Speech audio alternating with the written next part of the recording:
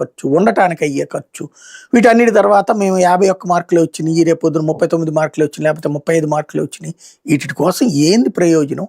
ఎన్నేళ్ళు పోయినా మన విజన్ అనేటటువంటిది మారకపోతే గుడ్డెదు సేలో పడ్డట్టు రివ్యూలు చేసుకుంటే ప్రయోజనం ఏంటి? నాకైతే అర్థం కావట్లేదు అక్కడ. కానీ ఒకటి సార్, జనవరి 1వ తేదీ నుంచి ఆకస్మిక తనిఖీలు చంద్రబాబు నాయుడు గారు చేసిన ప్రకటన అంటే ఏముంటుంది సార్? దీంతో ఆకస్మిక తనిఖీల ద్వారా ఏం చేస్తారు? పబ్లిసిటీ ప్రజల్లో సంతృప్తి ఏమైనా పెరుగుద్దా ఆకస్మిక తనిఖీలు ఏమైనా చేస్తే?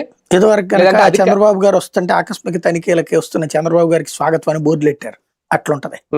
రేపు ఏం లేదు, కాసేపు మందలించేస్తారు, చర్యలు తీసుకోవడానికి అధికారులను నలుగురిని తిట్టేసేస్తే పేపర్లో రాసుకోవచ్చు, చంద్రబాబు కన్నెర్ర చేశాడు, కళ్ళలో నిప్పులు కురిపించాడు, వణికిపోయాడు కలెక్టర్, గిలగిల్లాడిపోయాడు ఇల్లు అని చెప్పేసి వాళ్ళకి సోషల్ మీడియాలో రాసుకొస్తారు అనమాట.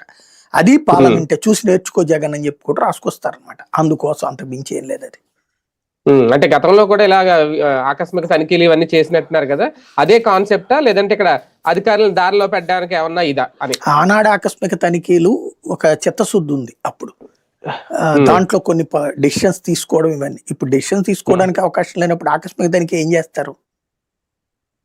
ఏం చెయ్యాలి బేసిక్?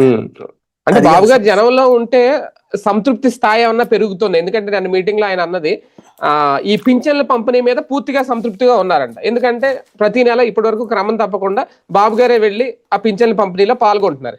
రేపొద్దున కూడా ఆకస్మిక తనిఖీలు చేస్తే ఆ సంతృప్తి స్థాయి ఏమన్నా పెరుగుద్దా? ఇప్పుడు పింఛన్ల పంపిణీ విషయంలో జగన్ అయినా చంద్రబాబు